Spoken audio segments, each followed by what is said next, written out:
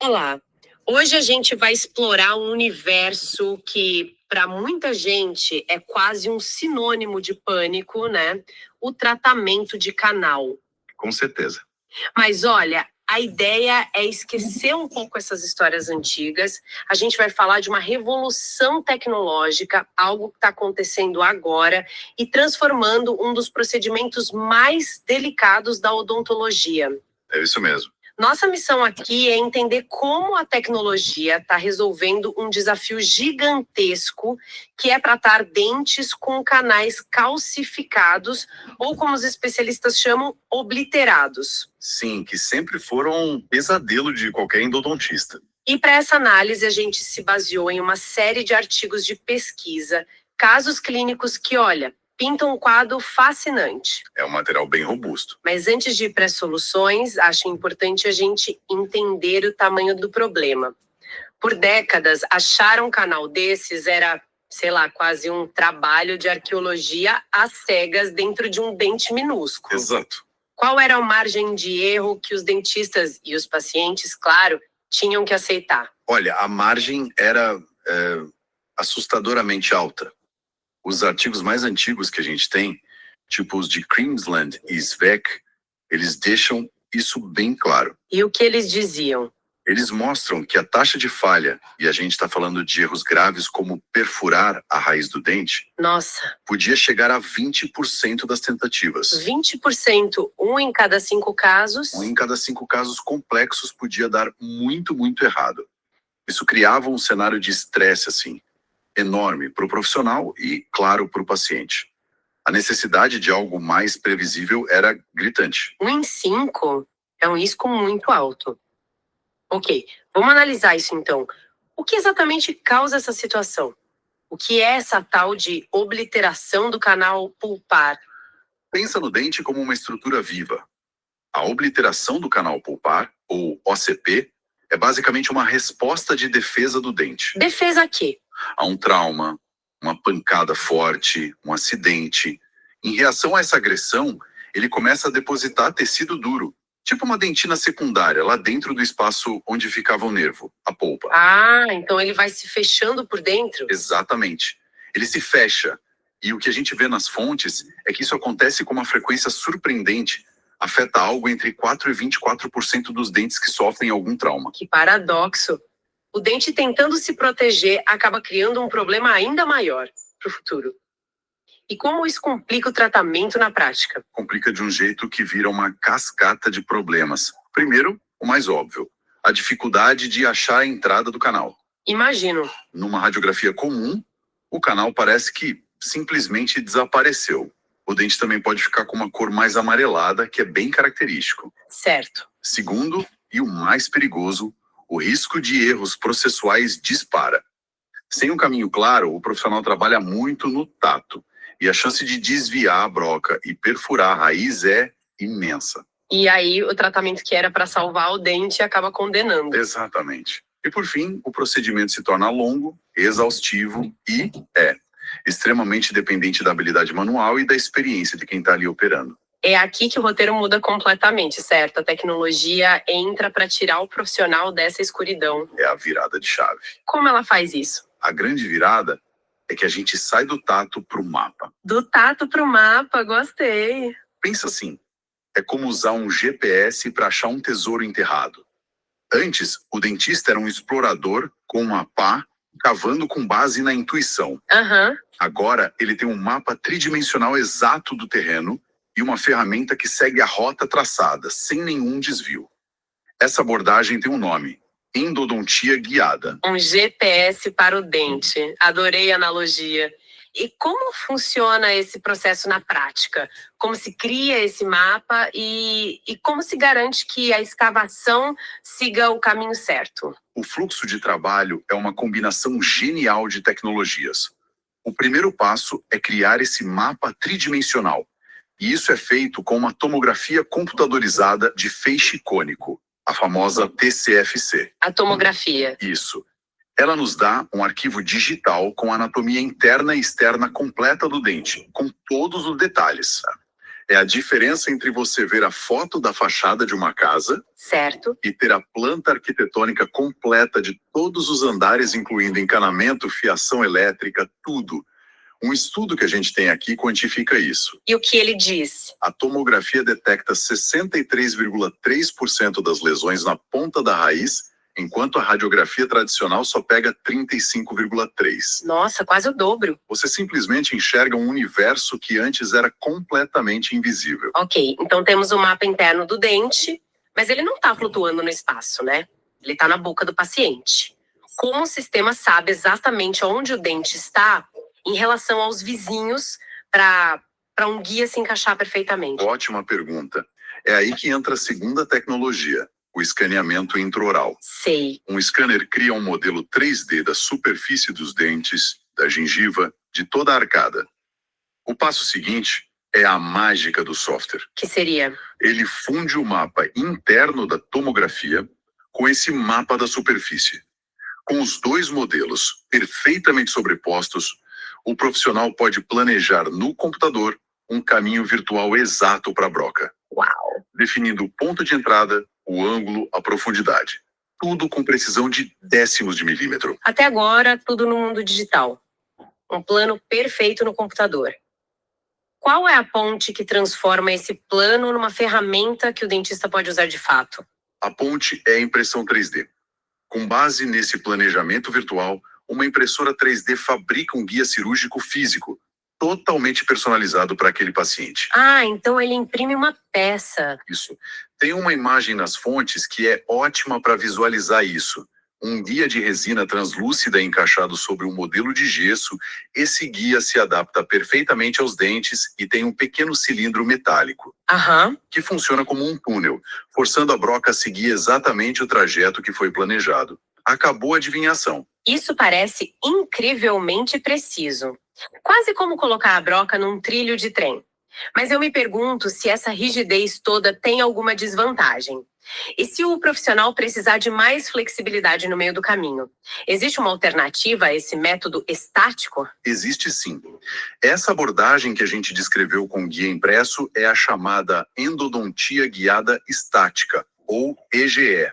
É a mais comum, a mais estudada. Certo. Mas tem uma outra filosofia que troca essa trava física por um GPS em tempo real. É a endodontia guiada dinâmica, a EGD. Um GPS em tempo real? Como assim? Nesse caso, não existe um guia impresso. O sistema usa câmeras de rastreamento bem parecidas com as de videogame, sabe? Sei. Elas monitoram a posição da broca e da mandíbula do paciente o tempo todo.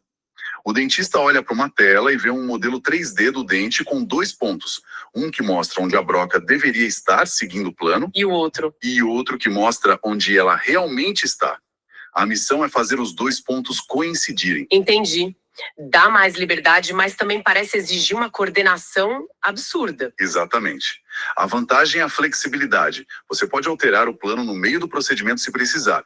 A desvantagem é que exige uma curva de aprendizado muito maior e uma coordenação olho-mão impecável. Porque você tem que olhar para a tela e para a boca ao mesmo tempo. Isso. O guia estático, por outro lado, oferece uma segurança mais passiva.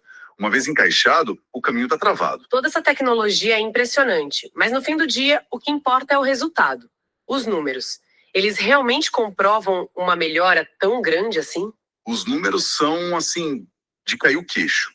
Uma meta-análise citada nas fontes de Zubizarreta Macho revisou vários estudos e encontrou uma taxa de sucesso de 98,1%. O quê? 98,1% na localização dos canais usando essas técnicas guiadas. É um resultado muito próximo da perfeição. 98%. E como isso se compara com o método tradicional, mesmo feito por mãos experientes? A diferença é brutal. Para ter uma comparação direta, um estudo de Cornett usou dentes impressos em 3D, que são super realistas, para testar as duas abordagens. E aí? A técnica guiada acertou o alvo como esperado. Já a abordagem convencional à mão livre, mesmo usando microscópios e toda a magnificação possível, teve sucesso em apenas 41,7% dos casos. Menos da metade. Sair de menos da metade para quase 100% de acerto não é uma melhoria. É uma mudança de paradigma. Uau! Então não é só sobre acertar o alvo, Mas também sobre causar um mínimo de dano no caminho, certo? Um dos artigos mencionou a conservação da estrutura do dente. Sem dúvida. E esse é um ponto crucial para a sobrevivência do dente a longo prazo. Por quê? Como o acesso é feito por um caminho direto, planejado, a quantidade de tecido dentário saudável que precisa ser removida é mínima. O estudo de Loureiro mediu isso e viu que o acesso guiado removeu significativamente menos dentina. E menos desgaste. Significa um dente mais forte, com menor risco de fraturar no futuro. Tem um outro ponto que me pareceu quase revolucionário. A questão da experiência do profissional. Sim, isso talvez seja o mais impactante para a profissão como um todo. Vários estudos, incluindo uma revisão recente de 2025, sugerem que a precisão da técnica guiada não depende do nível de experiência de quem está operando. Como assim? Um dentista recém-formado e um especialista com 30 anos de carreira podem atingir níveis de precisão muito parecidos. A tecnologia nivela o campo de jogo. Isso torna o tratamento de alta complexidade mais acessível. Exato. Previsível e seguro para um número muito maior de profissionais. E o tempo? Todo esse planejamento digital, imprimir o guia, isso não torna o processo mais longo? O planejamento pré-operatório, sim, exige tempo e atenção. Mas o tempo clínico, o tempo que o paciente passa na cadeira, diminui drasticamente. O mesmo estudo do Conard, que comparou as técnicas, mediu o tempo da perfuração em si. A guiada levou, em média, só 30 segundos. 30 segundos? É um procedimento extremamente rápido e menos estressante para todo mundo. Falamos muito de canais calcificados, mas uma tecnologia tão poderosa assim raramente serve para uma coisa só. Onde mais isso está sendo usado? O leque de aplicações não para de crescer. Uma área muito importante é a microcirurgia endodôntica, a apixectomia. Aquela que trata pela ponta da raiz? Essa mesma. Guias são usados para fazer a abertura no osso e remover a pontinha da raiz de forma ultra precisa, protegendo estruturas nobres que ficam por perto, como nervos, os seios da face. Faz todo sentido, especialmente nos dentes de trás. Total. E para consertar tratamentos antigos que não deram certo, retratamentos? É perfeito para isso. Uma das aplicações mais elegantes é para remover pinos de fibra de vidro, que são usados para reforçar dentes muito destruídos. Que eu sei que é um pesadelo para tirar. É um dos procedimentos mais arriscados, com uma chance enorme de perfurar a raiz. Com um guia, a broca passa exatamente por dentro do pino, como se estivesse tirando o recheio de um canudo, sem tocar nas paredes. Genial!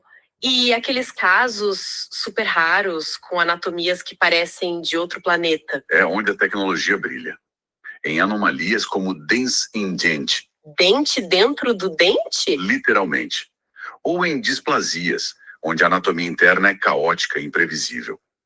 O mapa 3D e o guia permitem navegar por essa complexidade com uma segurança que antes era impensável. Eu vi uma menção nas fontes a autotransplante dentário. Peraí, isso é real? As pessoas transplantam dentes? É real e é uma área fascinante da odontologia. Me explica isso. A ideia é pegar um dente que não tem uma função tão importante, tipo um dente do siso, e transplantá-lo para o lugar de um dente que foi perdido, como um molar. Uau! E a tecnologia guiada aqui é fundamental. Primeiro, um guia cirúrgico prepara o osso para receber o novo dente com as dimensões exatas. E o mais legal, imprime-se uma réplica 3D perfeita do dente doador. Uma réplica do dente? Para quê? Para testar o encaixe, ajustando o local sem machucar o dente de verdade. Isso reduz muito o tempo que o dente real fica fora da boca, o que aumenta drasticamente a chance de sucesso do transplante. Ok, o presente já parece ficção científica. O que vem pela frente? E se essa tecnologia é tão boa, por que ainda não está em toda esquina? O futuro da visualização já chegou e se chama renderização cinemática.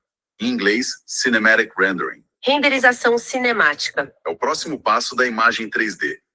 Em vez daquelas reconstruções 3D com cara de computação gráfica, essa técnica usa algoritmos de iluminação super complexos para gerar imagens fotorrealistas a partir dos dados da tomografia. Fotorrealistas como? As imagens que a gente tem aqui nas fontes são de outro mundo. Não parece um exame. Parece que colocaram uma microcâmera endoscópica dentro do dente, mostrando texturas, cores, detalhes. Para diagnóstico e planejamento, é um salto quântico. É como assistir a um filme do seu próprio dente por dentro, antes de sequer tocar nele. Incrível. Mas e os desafios? Quais são as barreiras para isso se popularizar? As barreiras são bem práticas. A primeira, claro, é o custo. Scanners intraorais, tomógrafos, impressoras 3D de alta precisão, os softwares, tudo isso ainda representa um investimento alto. Imagino. A segunda é a curva de aprendizado. Embora a execução do procedimento em si seja mais simples, a parte do planejamento digital exige treinamento, exige conhecimento. E existem limitações já na boca do paciente. Sim, a principal limitação clínica é o espaço, especialmente nos dentes de trás, os molares. Não cabe. Às vezes a abertura de boca do paciente é limitada e simplesmente não há espaço físico para encaixar o guia, a broca e o motor. Mas já estão surgindo soluções criativas, como guias menores, intracoronários, que são construídos dentro da própria cavidade do dente. Entendi. E por fim, a ciência sempre pede mais, né? Embora a evidência seja muito forte, a maior parte vem de estudos em laboratório, em dentes extraídos, em cadáveres. A gente precisa de mais estudos clínicos de longo prazo, acompanhando pacientes por muitos anos. Resumindo tudo, então, fica muito claro que essa onda digital está redesenhando as fronteiras do que é possível na endodontia. Procedimentos que eram uma loteria, baseado em habilidade e sorte, estão se tornando intervenções seguras, rápidas e, o mais importante, que preservam ao máximo a estrutura do dente. Perfeito. O grande impacto é essa transição de uma arte, que dependia do talento individual, por uma ciência assistida por dados e executada por robótica, de certa forma. Sim. Isso não só melhora o resultado para o paciente, mas democratiza o acesso a tratamentos de excelência, com um prognóstico muito mais favorável. E para fechar, deixa um pensamento para o futuro. As fontes que a gente viu mencionam o uso de realidade aumentada e virtual para treinamento e planejamento. À medida que esses sistemas guiados se tornam rotina, podemos imaginar o próximo passo. Pensa no profissional olhando para o dente e vendo o caminho virtual da broca sobreposto diretamente na boca do paciente em tempo real, através de um óculos especial. O que isso significaria para o futuro da precisão em todas as áreas da saúde? Fica a reflexão.